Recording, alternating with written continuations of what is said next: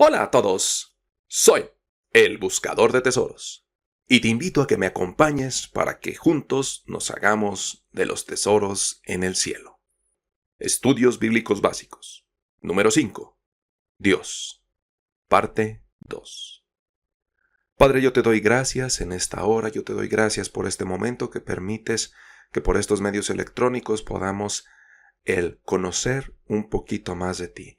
Gracias, Padre, por este privilegio. Gracias, Padre, por esta información tan valiosísima, tan importante sobre lo que significa quién eres tú. Yo te pido, Padre, que envíes tu Espíritu Santo en medio de nosotros, para que ese Espíritu nos lleve a toda verdad, para que ese Espíritu nos revele quién eres tú, Señor. Porque sabemos que hay muchas ideas, muchos conceptos erróneos sobre la naturaleza divina, y yo te pido que seas tú mismo, Padre, el que nos guíe, el que nos dirija y el que nos lleve a quién eres tú en verdad. Llévanos a conocerte, llévanos a entenderte, llévanos de la mano para que sepamos quién eres tú en verdad. Te damos gracias por este momento y nos encomendamos en el nombre de tu Hijo amado, en el nombre de nuestro Señor Jesucristo. Amén. Y bueno, pues bienvenidos sean todos a esta segunda parte del estudio de Dios. Y vamos a dar un pequeño resumen de lo que vimos en el primer episodio. Pues empezamos analizando lo básico. ¿Quién es Dios? Algo que yo creo que todos en alguna vez nos lo hemos preguntado. Y justamente como existe mucha información al respecto, como existen muchas teorías y muchas concepciones individuales de quién es Dios, pues caray, podemos verlo de una manera pues totalmente personal, ¿no? Totalmente como a mí se me ocurra, como a mí se me venga a la mente. Pero yo aprendí, conforme la marcha, que al ser Dios un ser tan grande, tan especial, tan absoluto, pues cómo Él va a ser de una manera, digamos, que se adapte a la creencia de cada quien. No, Él es como es.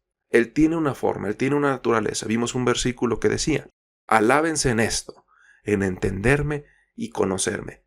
O sea, no es como yo lo quiera ver o como a mí me parezca más cómodo entenderlo. Él tiene una forma, Él tiene una manera y es necesario pues que lo busquemos. También estuvimos viendo pues cuál fue el significado de la palabra Dios, que la definición de diccionario que nos dice que es ese ser sobrenatural, único, al que se le rinde culto, que es el responsable de la creación del universo y de todo lo que existe. Entonces, es un ser pues que se le considera superior, es un ser que está por encima de todos y pues que tiene una autoridad y que tiene un poder. ¿De dónde viene la palabra Dios? Vimos también que en la Biblia, en las escrituras hebreas originales, la palabra Dios como tal no viene, sino que siempre viene representado con el nombre de Dios formado de 4 consonantes, que es la Y, la H, la W y la H. Entonces, algunos esas letras le han dado sonido y han llamado que el nombre de Dios es Yahvé, o Yahweh, o Jehová, o Jehová. Entonces, cuando se hacen las traducciones de las escrituras hebreas y del arameo al griego, pues buscaron esa palabra que se le pareciera más, que se le relacionara más, y justamente pues la palabra que tenían los griegos era la de Deus, que significa deidad o Dios, o que significa un ser blanco, un ser que brilla. Viene de la palabra Zeus, el principal dios de la mitología griega, y que era padre de los Zeos, que son los dioses menores. También analizamos las formas en las cuales se le llama a Dios en la Biblia. Encontramos el yo soy, también que se le llama Ja o Ya. También vimos que Jesús le llamaba Abba, Padre. Otra forma de llamarle es Yahvé Rafa, que es Yahvé el sanador. Otro es el de Jehová Shalom, que es Jehová Dios de paz. Otro es Yahvé Rohi, o el Señor es mi pastor. El Shaddai, que significa el Todopoderoso, el Omnipotente. Otro es Yahvé Shebaot, o Yahvé de los ejércitos. Otro es Jehová Nisi, que es el Señor es mi estandarte. Yahvé Jireh, que es Jehová proveerá, Jehová el Altísimo, el Elión.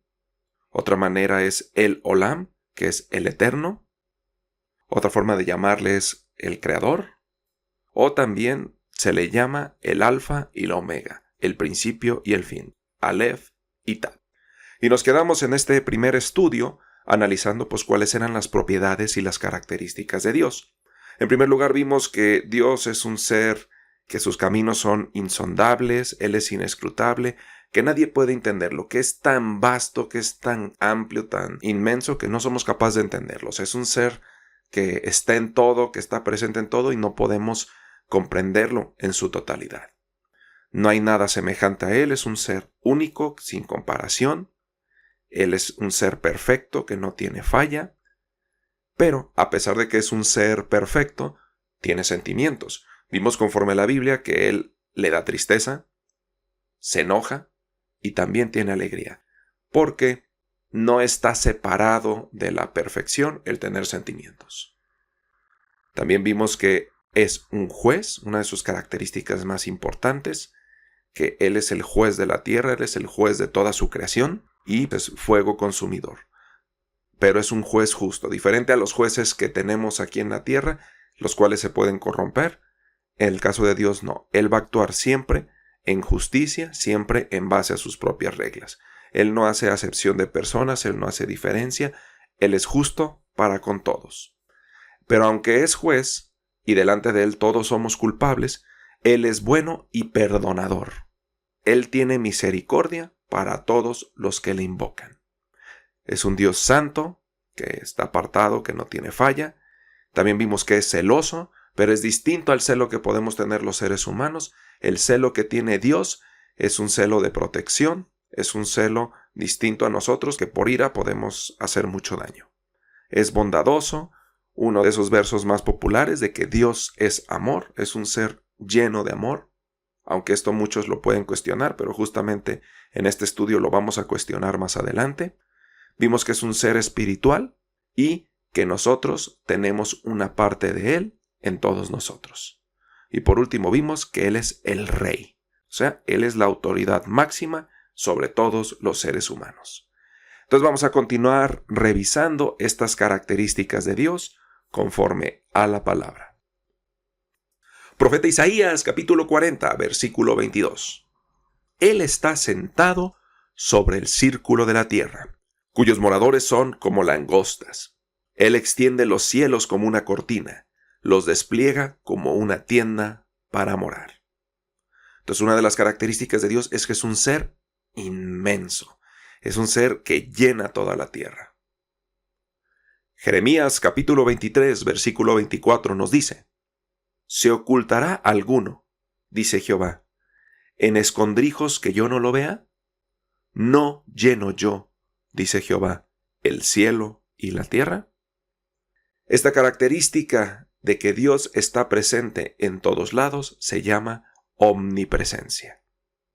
Dios está presente en todo. No nos podemos ocultar de Él porque Él está ahí, Él está aquí. Evangelio de Lucas, capítulo 1, versículo 37. Porque nada hay imposible para Dios. Otra de las características de Dios es que es un ser que para Él no hay nada imposible. A esta característica se le llama el ser todopoderoso. Todo lo que quiere, lo hace. Todo lo que se propone, lo lleva a cabo. No hay nada imposible para su voluntad. Libro de Salmos, capítulo 139, versículo del 2 al 4. Tú has conocido mi sentarme y mi levantarme. Has entendido desde lejos mis pensamientos. Has escudriñado mi andar y mi reposo, y todos mis caminos te son conocidos. Pues aún no está la palabra en mi lengua, y he aquí, oh Jehová, tú la sabes toda. Esta característica es de que Dios todo lo sabe, Dios todo lo entiende. Los pensamientos, lo que hacemos, Él está en todo. Esta característica se le llama, es que es un ser omnisciente. Todo lo sabe. Carta a los Hebreos, capítulo 4, versículo 13. Y no hay cosa creada que no sea manifiesta en su presencia. Antes bien, todas las cosas están desnudas y abiertas ante los ojos de aquel a quien tenemos que dar cuenta. A Dios no se le puede ocultar nada. A Dios no se le puede mentir. Él lo sabe todo. Él lo ve todo. Él está en todos lados. Profeta Isaías, capítulo 46, versículo 9 y 10. Acordaos de las cosas pasadas, desde los tiempos antiguos, porque yo soy Dios, y no hay otro Dios, y nada hay semejante a mí, que anuncio lo por venir desde el principio, y desde la antigüedad lo que aún no era hecho. Que digo, mi consejo permanecerá, y haré todo lo que quiero.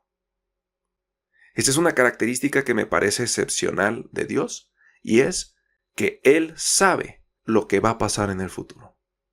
Su característica no es solamente que Él esté en todo en el presente. Él sabe cómo van a evolucionar las cosas. Y justamente en su palabra, la profecía, las cosas que desde el principio de la creación se hablaron que iban a pasar, sucedieron. Entonces, no solamente está en todo, no solamente lo sabe todo, no solamente lo puede todo. También el tiempo es un elemento que Él controla. O sea, Él sabe lo que va a pasar. Él sabe cómo vamos a terminar. Por eso, esta es una de las confianzas que tenemos en Él. Él ya sabe cómo termina nuestra historia. Él ya sabe cómo va a evolucionar la situación que estamos viviendo. Él ya sabe cómo concluye. A Él no lo sorprende. Por eso, Él toma las decisiones que sabe que nos van a llevar al mejor fin. Libro de Éxodo, capítulo 20, versículo 18. Todo el pueblo observaba el estruendo y los relámpagos, y el sonido de la bocina, y el monte humeaba, y viéndolo el pueblo, temblaron y se pusieron de lejos.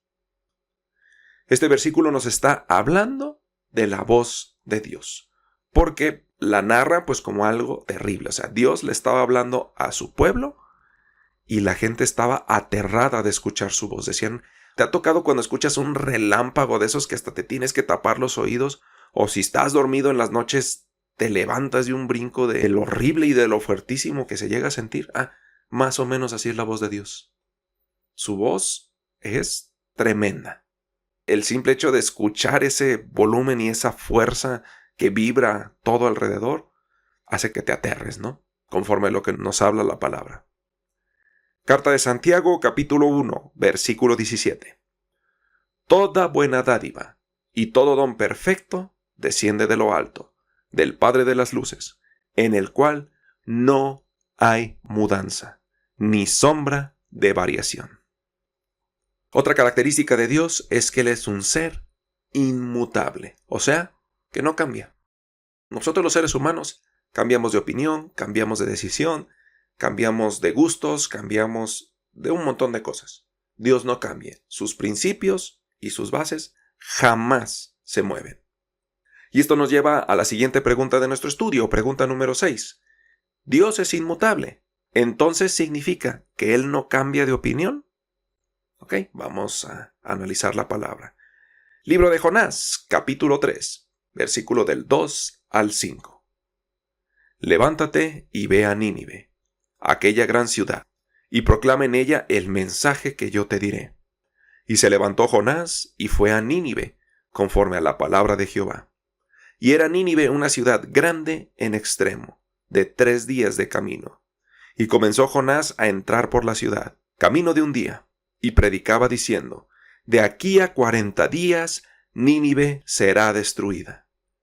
Y los hombres de Nínive creyeron a Dios, y proclamaron ayuno, y se vistieron de cilicio desde el mayor hasta el menor de ellos.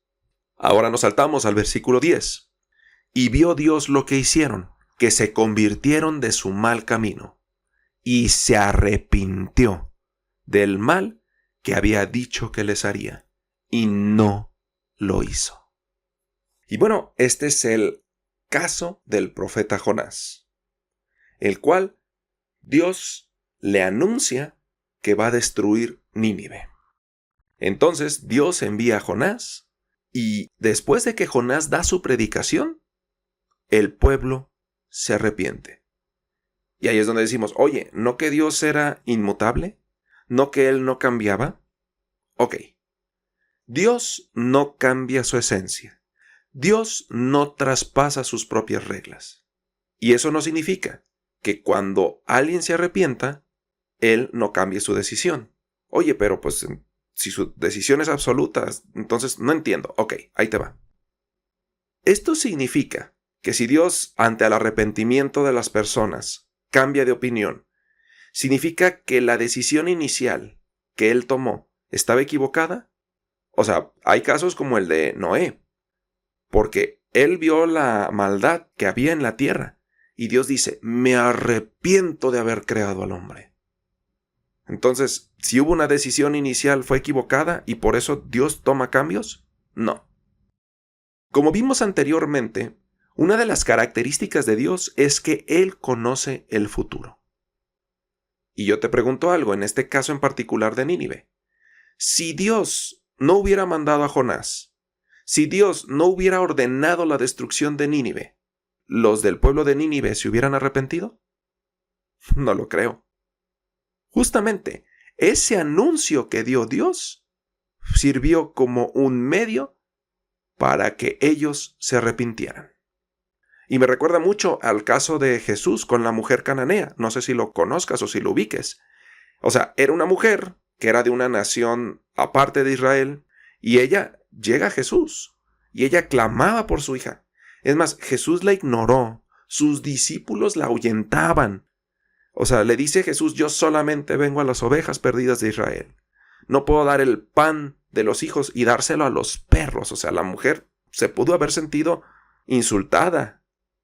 Pero realmente fue porque Jesús quería hacerla menos, porque Jesús quería ignorarla, porque Jesús quería hacer menos a esta mujer. No. Él desde el principio podía hacer el milagro, pero él sabía lo que iba a pasar. Probó su fe y justamente lo hizo para ver qué había en su corazón. Lo hizo para que fuera un ejemplo para todos nosotros. ¿Te das cuenta? O sea, no es que Jesús desde el principio quisiera hacer sentir mal a esta mujer. Él sabía cómo iba a terminar la cosa. Y esto es una revelación para nuestras vidas. Esto es algo importantísimo porque muchas cosas que pasan no las entendemos, no las comprendemos, pero Dios que ve el futuro sí sabe. Él sabe que ciertas cosas tienen que pasar en tu vida para que trasciendan. Y no es de que se arrepiente, no es de que cambie de opinión, no es de que diga que, caray, o sea, ahorita te voy a mandar o voy a permitir que pase en tu vida algo malo porque eres mala persona y te lo mereces. No. Muchas veces tenemos que tocar fondo para poder lograr cosas que antes no podíamos lograr. Y justamente Dios conoce el futuro. Y no es que se arrepiente. Pero si Él no ordenaba la destrucción de Nínive, si Jesús no ignoraba la cananea, no iba a haber esas muestras de fe y de arrepentimiento tan tremendas que son una lección para nosotros. Entonces mira, cuando nosotros no nos arrepentimos de nuestros pecados, la decisión de Dios sobre nuestra vida es perdición. Pero cuando nos arrepentimos, cuando decidimos tomar esa importante decisión, su decisión cambia. Y no es que Él diga una cosa y luego pase otra. No. Justamente lo hace para que nos arrepintamos. Porque de otra manera no lo hacemos. Interesante, ¿no? Pregunta número 7 de nuestro estudio. ¿Ok?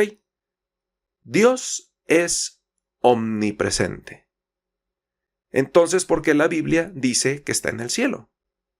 Interesante. Evangelio de Mateo, capítulo 6, versículo 9. El inicio del Padre Nuestro. Vosotros pues oraréis así. Padre nuestro que estás en los cielos, santificado sea tu nombre. Para aquellos que rezamos el Padre Nuestro, dice que estás en los cielos, o sea, lo primerito. Oye, pero si es cierto, acabamos de decir que Dios está presente en todos lados, entonces, ¿cómo que está en los cielos? Vamos a ver más versículos. Libro de Salmos, capítulo 33, versículo 13 y 14. Desde los cielos miró Jehová, vio a todos los hijos de los hombres. Desde el lugar de su morada miró, sobre todos los moradores de la tierra. Y esto pues está muy presente en muchos versículos de la palabra. Y claro, al final hay una promesa muy interesante al respecto. Apocalipsis 21, versículo del 1 al 3. Vi un cielo nuevo y una tierra nueva, porque el primer cielo y la primera tierra pasaron, y el mar ya no existía más. Y yo, Juan, vi la santa ciudad, la nueva Jerusalén, descender del cielo de Dios, dispuesta como una esposa ataviada para su marido. Y oí una gran voz en el cielo que decía: He aquí el tabernáculo de Dios con los hombres, y Él morará con ellos, y ellos serán su pueblo, y Dios mismo estará con ellos como su Dios.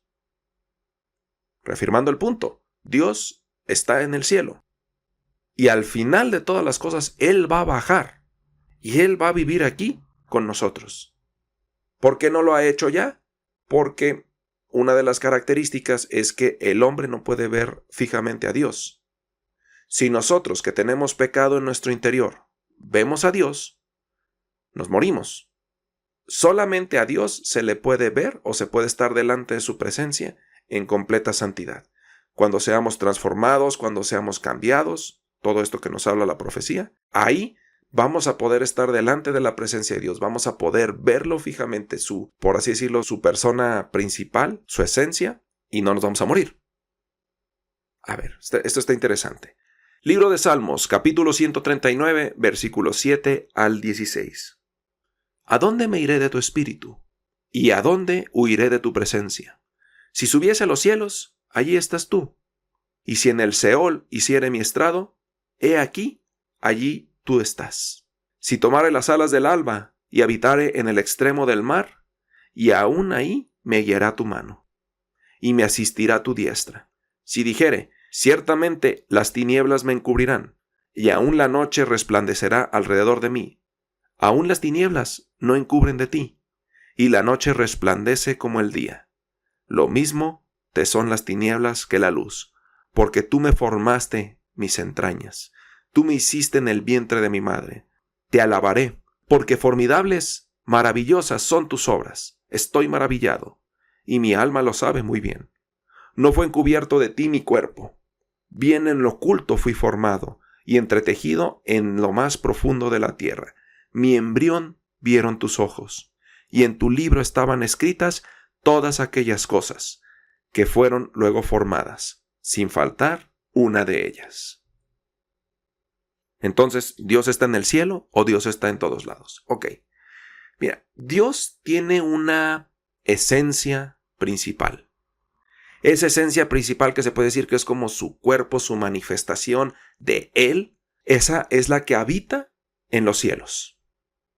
Pero Dios es un ser espiritual y su espíritu y su presencia cubren toda la tierra. O sea, pues podemos entenderlo como que su cuerpo, su persona, el centro de todo está allá arriba. O sea, cuando decimos voy a voltear a ver a Dios, ahí cuando lo volteamos a ver a Él, cuando lo volteamos a ver su ser, su presencia, voy a decir humanidad, pero no sé si sea correcto decirlo, o sea, su ser. Pero es tan vasto que Él está en todos lados, que Él escucha todo, Él ve todo. Su espíritu está presente en todos lados, pero su esencia principal está allá en los cielos, y esa es la que va a bajar. Esa es la que va a vivir delante de nosotros. Esa es la que no podemos ver ahorita que tenemos pecado porque nos morimos. Si no, pues caray, si viéramos ahorita a Dios, o sea, Dios está aquí donde estoy hablando, donde estoy grabando este mensaje, y volteo a ver a cualquier lado, ahí hay una parte de la presencia de Dios, ¡pum!, me muero. No, es muy diferente. Pregunta número 8 de nuestro estudio. ¿Cómo es la apariencia de Dios? Libro de Éxodo, capítulo 33, versículo 18 al 23. Él entonces dijo: Te ruego que me muestres tu gloria. Y le respondió: Yo haré pasar todo mi bien delante de tu rostro, y proclamaré el nombre de Jehová delante de ti. Y tendré misericordia del que tendré misericordia, y seré clemente para con el que seré clemente. Dijo más: No podrás ver mi rostro, porque no me verá hombre y vivirá. Y dijo aún Jehová: He aquí un lugar junto a mí, y tú estarás sobre la peña. Y cuando pase mi gloria, yo te pondré en una hendidura de la peña, y te encubriré con mi mano hasta que haya pasado. Después apartaré mi mano, y verás mis espaldas, mas no se verá mi rostro. Ok, y era como te decía. O sea, realmente el ser humano no puede ver a Dios, porque si vemos a Dios como tenemos pecado en nuestro interior y Dios es perfecto, somos destruidos delante de Él.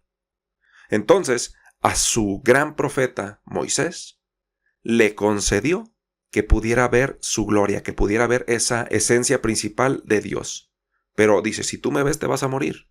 Entonces, yo voy a caminar, voy a pasar, voy a ponerte aquí en este huequito de la peña, y cuando pase voy a quitar mi mano de donde estás, y me vas a poder ver la espalda. Justamente, Moisés es el único ser humano que pudo ver algo de Dios. Evangelio de Juan, capítulo 1, versículo 18. A Dios nadie le vio jamás.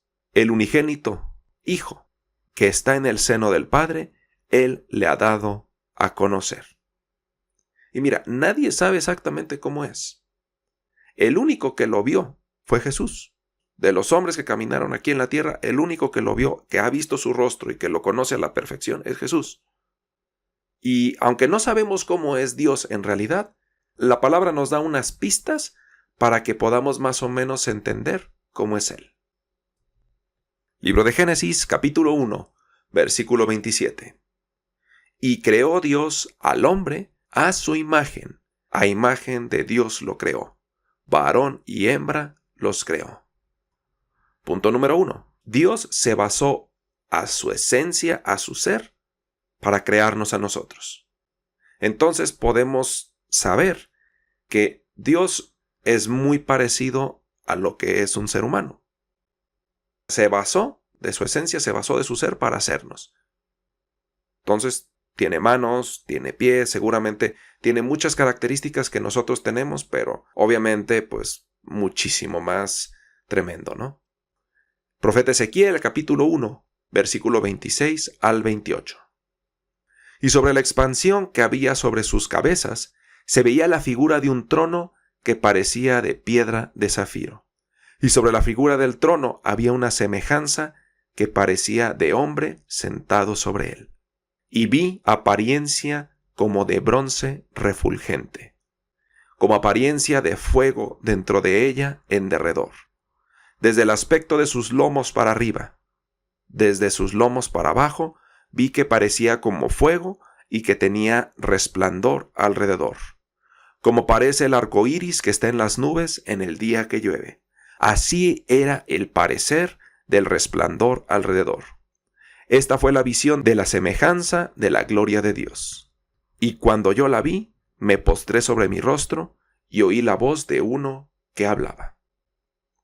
Ok, entonces dentro de las visiones del profeta Ezequiel, le revela pues un hombre que estaba sentado en un trono, que de la mitad para arriba era como bronce refulgente, o sea, como el bronce cuando lo calientas a alta temperatura, pues se veía como muy brillante, o sea, cuando calientas el metal se ve como fuego brillante, o sea, que no es el fuego en sí, pero es el metal que brilla de lo caliente que está. Y dice, y había como fuego dentro de ella, como un resplandor, como la luz del arco iris.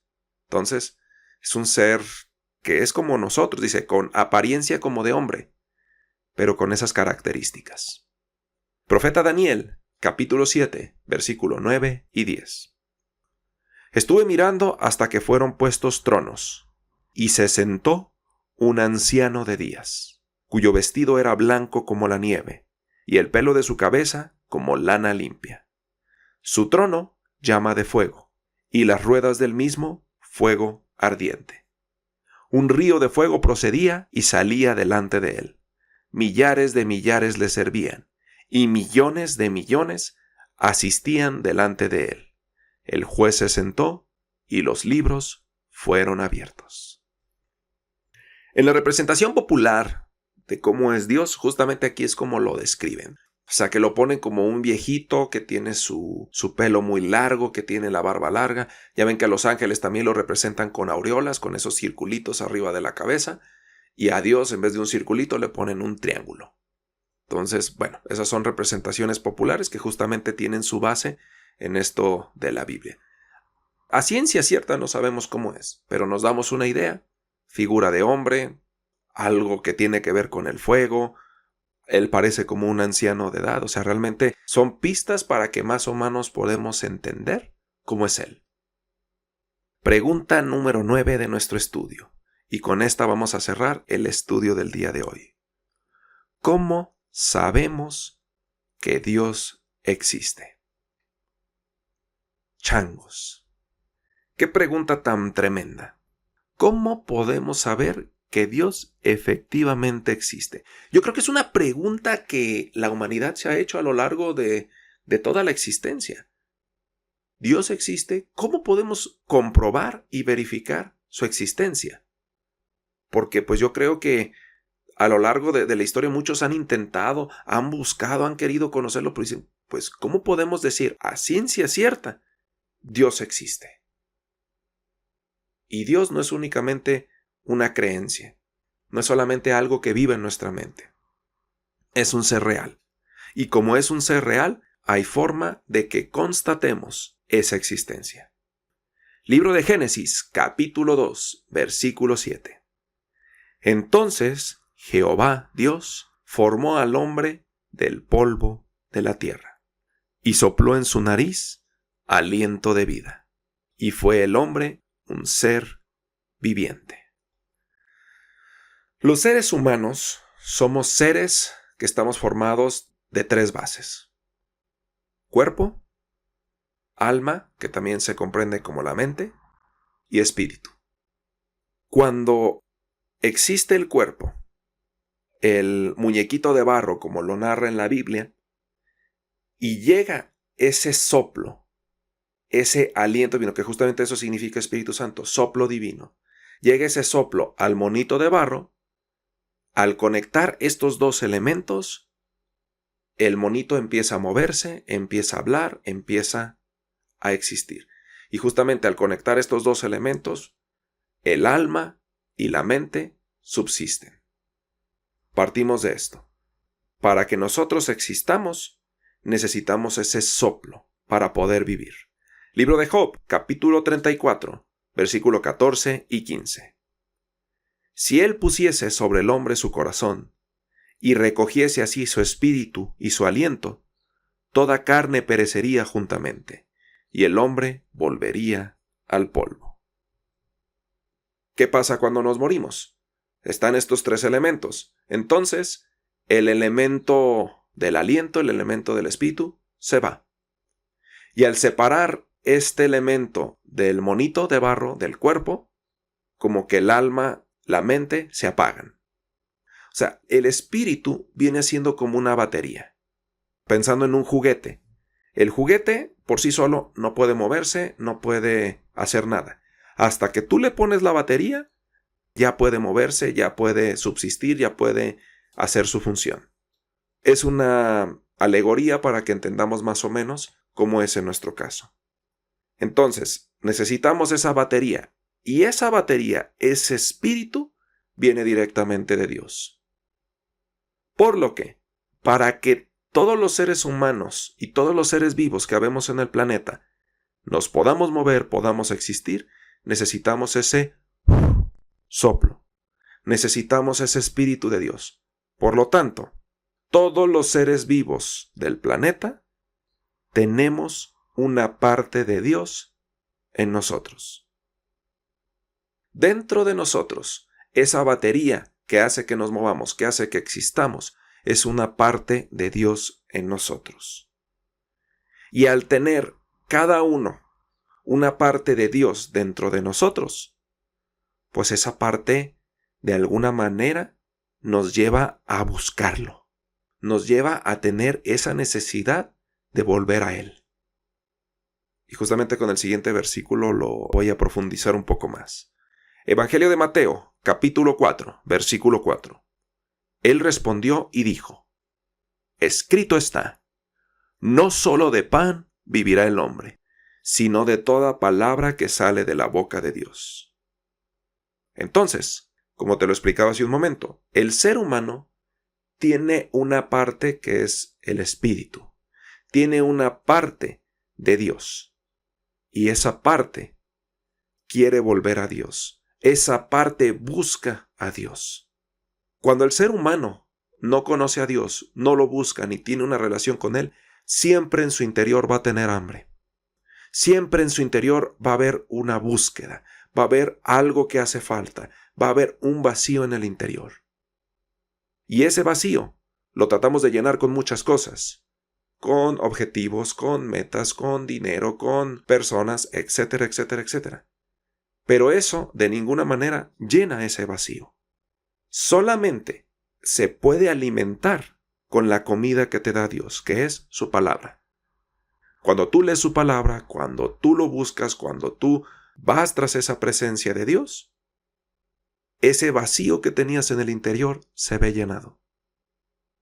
Si comes este alimento espiritual, de alguna manera eso que todos tenemos dentro y que siempre tiene hambre y que siempre está buscando, se llena. Entonces, y esto está comprobado, el ser humano siempre busca algo. El ser humano siempre como que algo le hace falta. Y hasta que tiene a Dios verdaderamente en su corazón, se siente saciado. Esa es una de las maneras con las cuales podemos constatar que Dios existe. Porque cuando no lo conoces, tenías esa hambre, sentías ese vacío. Y hasta que lo conoces en verdad, no teóricamente, no únicamente, como lo digo, ser parte de una religión, eso no te llena. Te llena conocerlo a Él, te llena tener una relación personal con Él, te llena leer su palabra, te llena buscarlo. Eso te llena de verdad. Hechos de los Apóstoles, capítulo 17, versículo 22 y 23.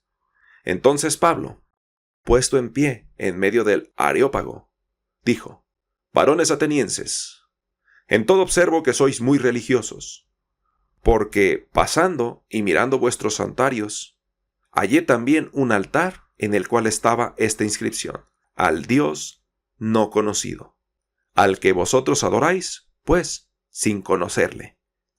Es a quien yo les anuncio.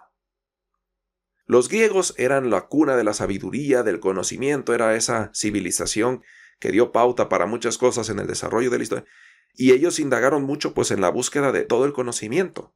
Y aún teniendo la cantidad de dioses que tenían, aún teniendo todas esas cuestiones de muchos dioses y muchas teorías distintas sobre la creación, también ellos sabían, es que hay algo más. Hay algo más que los dioses que conocemos. ¿Por qué? Pues porque esos no llenan. Esos no los llenaban, esos no eran el verdadero alimento. Entonces decían, es que hay algo más. Hay todavía un Dios que no conocemos. Y justamente por eso estaba ese pedestal que decía, al Dios no conocido. O sea, de alguna manera, esa falta, esa carencia, siempre la vamos a tener hasta que la llenemos con Él. Carta a los Hebreos, capítulo 3, versículo 4. Porque toda casa tiene su constructor, pero el constructor de todo es Dios. Ok, este versículo nos dice, todas las cosas son hechas por alguien. Y la Tierra es el ejemplo perfecto. Mira, el planeta Tierra está en una posición en la galaxia en el cual, si estuviera tantito más lejos del Sol, viviríamos como en un invierno eterno. Viviríamos en un clima tan frío que ni las plantas, ni los animales, ni nosotros podríamos subsistir. Y si por el contrario, estuviéramos tantito más cerca del Sol, el calor sería tan insoportable que de igual manera la vida no podría subsistir.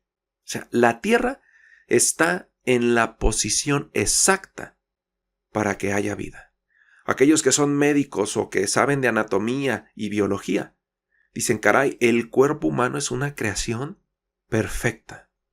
Los procesos de la tierra, los procesos de cómo llueve, cómo es todo lo que funciona en la naturaleza, dices, caray, esto es perfecto, esto es increíble. Y pensar que somos un accidente de la evolución o que somos el resultado de millones de años de evolución, pues yo en lo particular no creo eso. Creo que algo tan perfecto tuvo que haber sido hecho. Algo que está acomodado tan tremendo, tan en el momento, en la ubicación y de la manera correcta. es porque alguien lo hizo, porque alguien lo colocó ahí. Es lo que yo creo. Carta a los Romanos, capítulo 1, versículo 19 al 20. Porque lo que de Dios se conoce les es manifiesto, pues Dios se lo manifestó. Porque las cosas invisibles de Él, su poder y deidad, se hacen claramente visibles desde la creación del mundo, siendo entendidas por medio de las cosas hechas, de modo que no tienen excusa. Ok, entonces ciertamente Dios se muestra en su creación. Dios se presenta en todo lo que hace. Como te digo, es una creación tan perfecta, es una creación tan bella, que dices, pues caray, esto que es tan bello, esto que es tan magnífico, tuvo que haber sido hecho. Toda su creación habla de Dios, habla de su perfección, habla de su belleza, habla de su orden. Libro de Salmos, capítulo 19, versículo del 1 al 4. Los cielos cuentan la gloria de Dios, y el firmamento anuncia la obra de sus manos. Un día emite palabra a otro, y una noche y otra noche declaran sabiduría. No hay lenguaje, ni palabras, ni es oída su voz. Por toda la tierra salió su voz, y hasta el extremo del mundo sus palabras. En ellos puso tabernáculo para el sol. Pues sí, es que simplemente ve un atardecer, ve un amanecer. Caray, cómo toda esa muestra de colores, toda esa muestra de belleza, dices, ¿eso es un accidente? ¿Eso es nada más efectos de luz? No. Es algo creado, es algo hecho. Ves la belleza del mar, la belleza de la naturaleza. Caray, es tremendo eso. Al ver todo esto decimos, es que ahí está Dios, en todo. Carta a los Hebreos, capítulo 1, versículo 1 y 2. Dios, habiendo hablado muchas veces y de muchas maneras, en otro tiempo, a los padres por los profetas, y en estos posteros días nos ha hablado por el Hijo, a quien constituyó heredero de todo, y por quien asimismo hizo el universo. Y justamente otra de las maneras en las cuales podemos conocer a Dios es el testimonio de las personas. Y pues para todos, en algún momento tuvo que llegar alguien a compartirte de su palabra. Tuvo que llegar alguien a decirte, Dios es real, Dios existe. Y lo conocemos por ellos. Personas que dicen, yo he tenido la oportunidad de sentir su espíritu. He tenido la oportunidad de oír su voz. Yo he oído su voz. Yo escucho su voz. ¿Cómo? Bueno, a ver, si tu Dios existe, pues que nos hable. Es que no funciona de esa manera. Y justamente esto es lo que vamos a ver en unos versículos más adelante. Pero en base a los que ya le hemos creído, en base a los que ya se nos ha mostrado, podemos narrar que existe.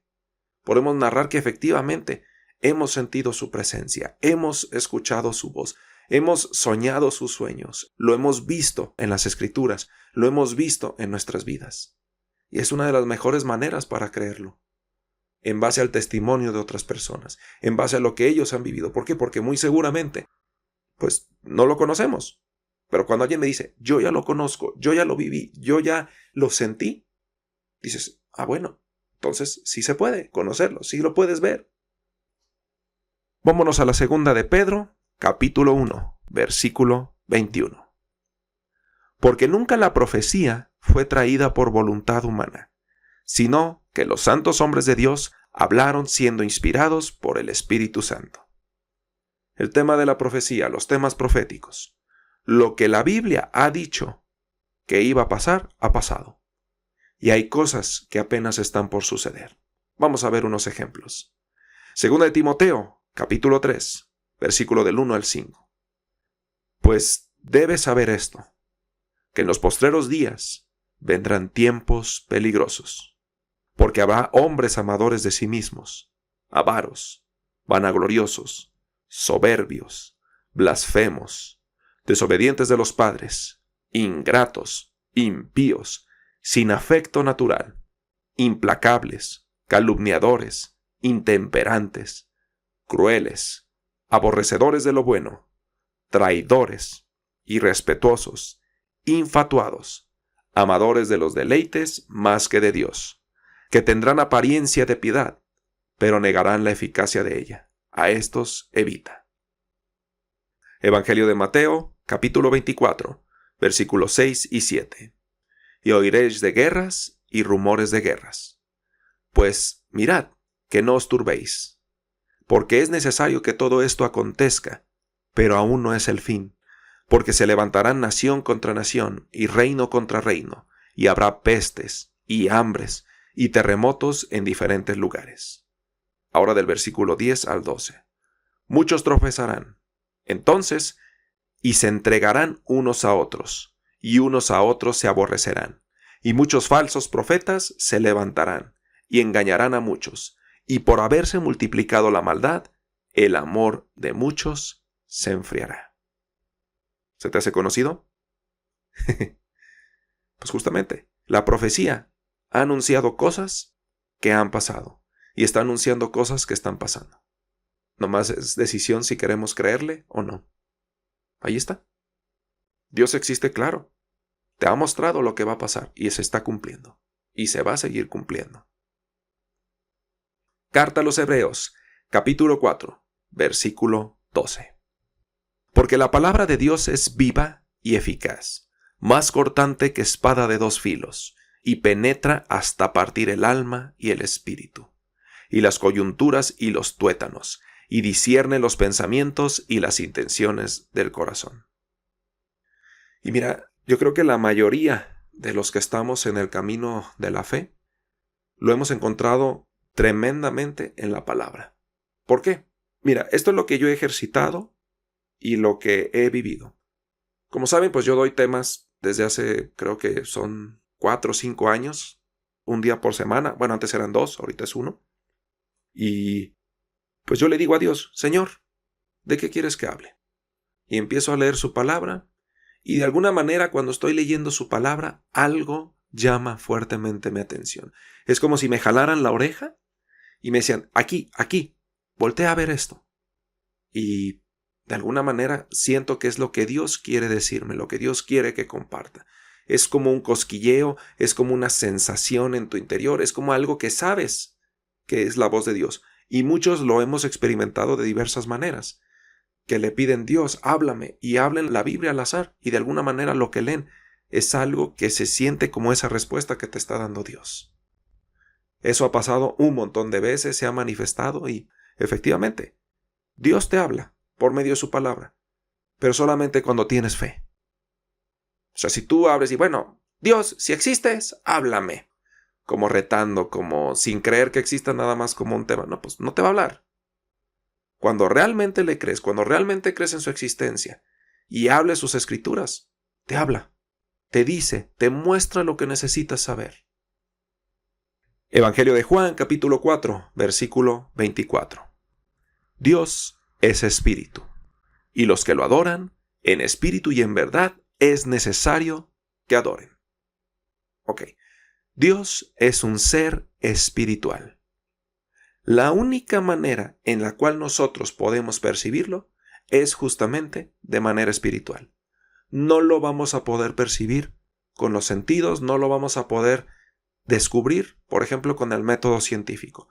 Cualquier cosa en la Tierra que quiera comprobarse que es real, se lleva a cabo el método científico, una serie de pasos, una serie de experimentos para validar que algo es real. Entonces, a Dios no lo podemos conocer por este medio.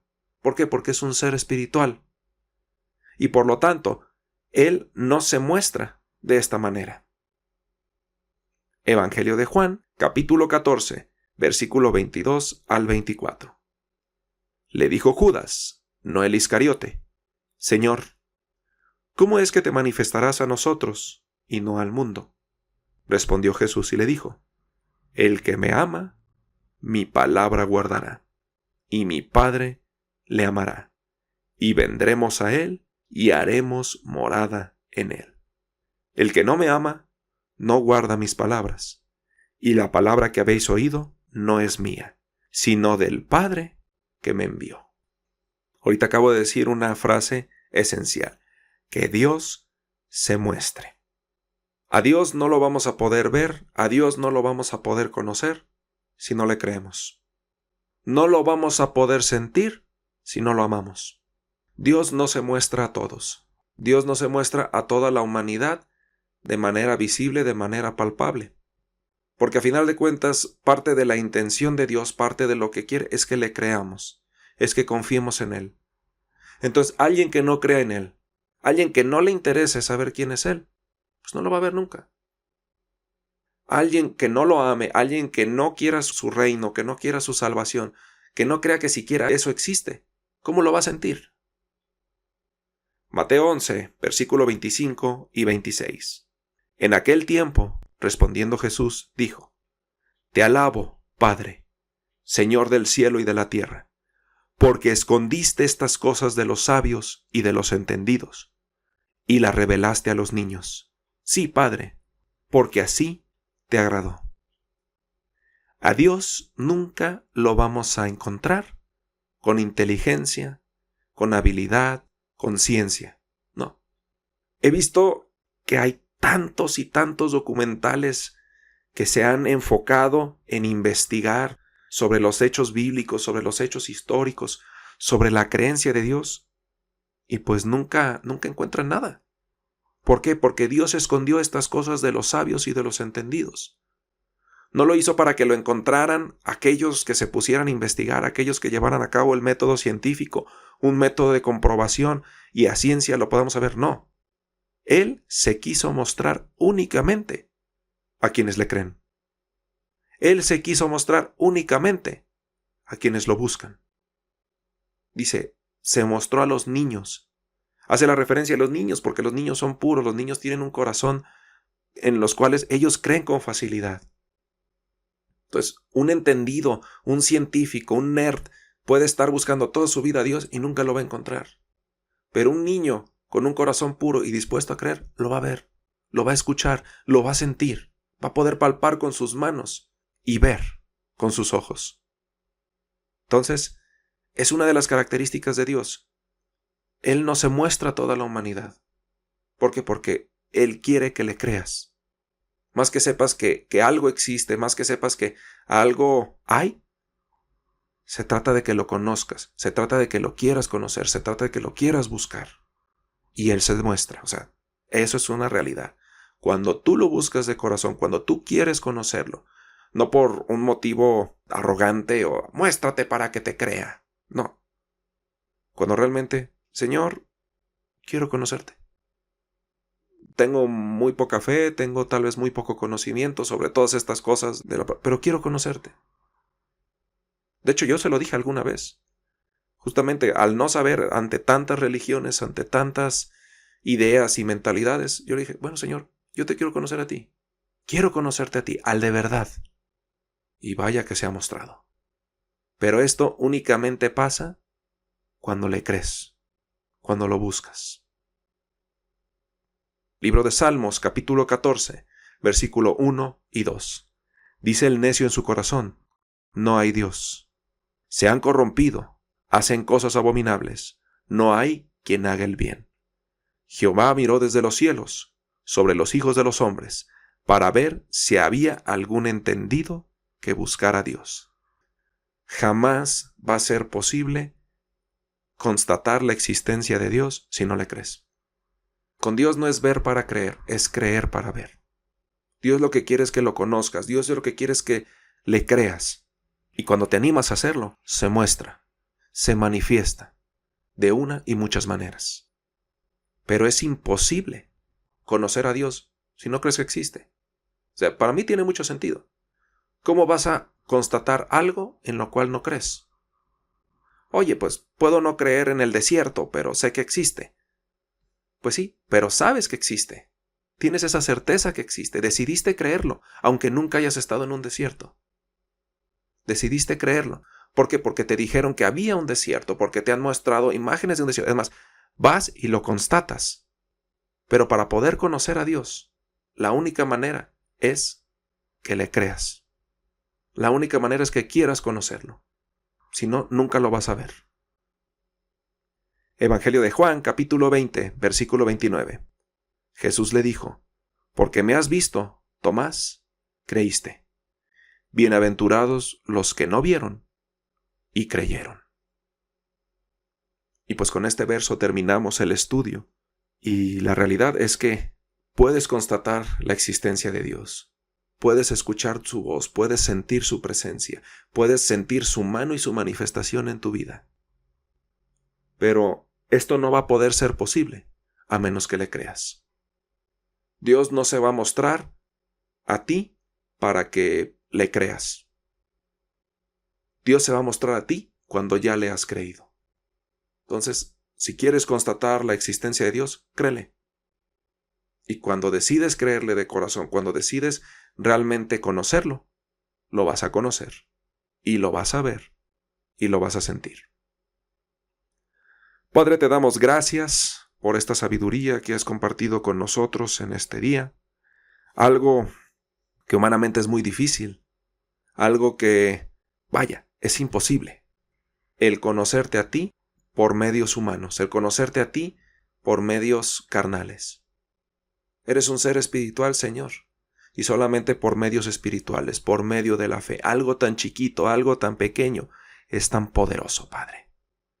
Yo te doy gracias, Padre, por revelarnos toda esta sabiduría, por revelarnos todo este conocimiento, y lo repito, más que sea lo que yo creo, más que sea lo que yo quiero, yo te pido, Padre, que obres en el corazón de los oyentes, para que seas tú el que les hable, para que seas tú el que los lleve a toda verdad, para que seas tú el que los guíe a ti. Y siempre eres tú, Padre, siempre eres tú el que lleva a las personas a verte, a conocerte, a sentir tus manifestaciones, a sentir tu amor, Señor. Yo te pido, Padre, que te muestres en el corazón, en la vida de las personas que están escuchando este audio. Yo te pido, Padre, que les permitas que puedan conocerte. Yo te pido que abras su corazón, que abras su entendimiento para que crean y vean y puedan cerciorarse, puedan de una vez por todas comprobar que eres real, que existes, que sientan tu amor, que sientan tu misericordia, que sientan tu paz, Señor.